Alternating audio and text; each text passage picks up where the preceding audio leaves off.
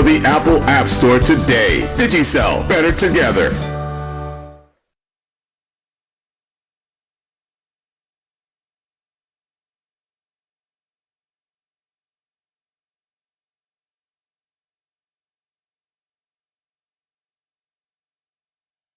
The Hour. Live.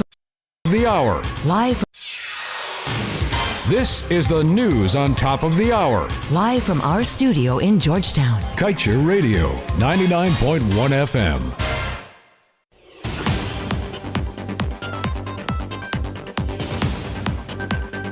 Good morning, my name is Amrita Koshal and this is your morning newscast.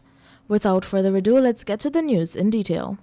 A number of Guyanese have added their voice to the protest against Russia's invasion of Ukraine. And this was evident earlier today as citizens once again stood in solidarity in front of the Russian embassy in Pear Street, Kaieteur, Georgetown. The citizens were adamant that Russia must respect international law on human rights as they called for an end to the war, which has so far claimed the lives of scores of innocent people in Ukraine. The protest was supported by Article 13 members Christopher Ram and Yog Mahadio, as well as Kaieteur News publisher Glenn Lal.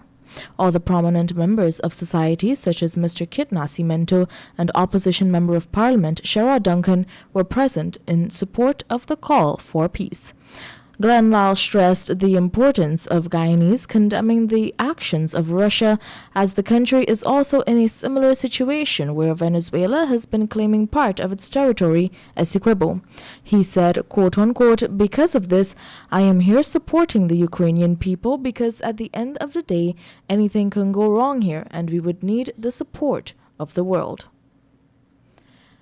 Moving on, the defense and the prosecution in the fraud matter for former Finance Minister Winston Jordan found themselves at loggerheads over the mode of trial that should be used to dispose of the matter. Jordan is being represented by a battery of lawyers, while the matter is being prosecuted by Soku prosecutor Tuwana Hardy. Jordan's lawyers want the matter to be tried. This means that a preliminary inquiry into the matter will be conducted in the magistrates' courts to determine if there is sufficient evidence for the matter to be tried before a judge and a jury in the High Court. The prosecutor, however, wants the matter to be heard summarily.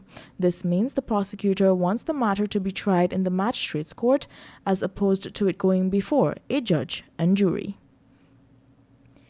In other stories, a former supervisor for a financial management and tax consultancy business was on Friday placed on $200,000 bail for allegedly embezzling over $3 million from the company that she worked for. The defendant, Solana Wills, appeared in the Georgetown Magistrates Courts before Senior Magistrate Lerone Daly. Wills was slapped with 6 charges which allege embezzlement by clerk or servant. Those charges allege that Wills between August 1st, 2021 and December 20th, 2021 at Durban Street, Georgetown, while being a clerk or servant of Lebrand's Financial Management and Tax Consultancy, fraudulently embezzled the sum of $3 million in cash received or taken into possession by her for an account of her employer. The woman denied the charges that were read to her, and Senior Magistrate Daly granted bail, and the matter was adjourned until April 8, 2022. And we now tell you the wing of the East Bank Demerara Diamond Secondary School, which was destroyed by fire in December 2018, will finally be rehabilitated this year to the tune of $75 million. This is according to the Regional Executive Officer, Mr. Donald Gadraj, who in a solicited comment told this publication that the wing of the building, which was destroyed, will be rehabilitated to its previous size. Gadraj told this publication that when the budgetary allocation has passed through the national procurement process, the project will go out to tender, and work will begin once a contract has been awarded. Speaking with Kaieteur News, the headmistress of the school, Miss Lesmin Collins, expressed her gratitude for the project as, according to her, it is currently short on space to accommodate students. This, she said, has been the state of affairs since the fire destroyed the office and staff room areas, forcing her and teachers to occupy classrooms. Also destroyed in the fire were the Information Technology Lab and the school's library.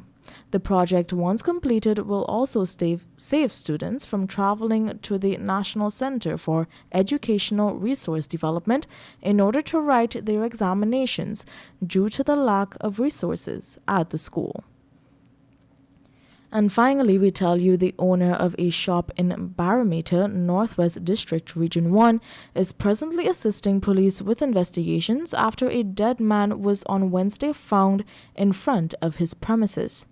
The dead man is yet to be identified, but according to police, it is suspected that the unidentified individual was murdered at Barama Line, that is. Ranks from the district received a call around 7 hours informing them that battered remains of an Amerindian was found in front of a bush shop. When Ranks arrived, they noticed that the corpse bore several deep wounds to the left side of the face and head. Kaieteur News understands that the owner of the shop is claiming that he woke up and saw the man lying there. He was then detained, and Ranks picked up the remains and transported it to the Barometer Health Center, where it was examined by a medics before it was taken to the Port Kaituma Hospital morgue. Ranks are also looking for 2 more individuals who were last seen with the deceased.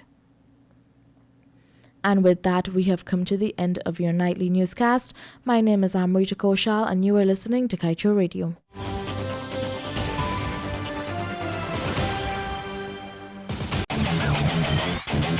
Want value for your advertising dollar?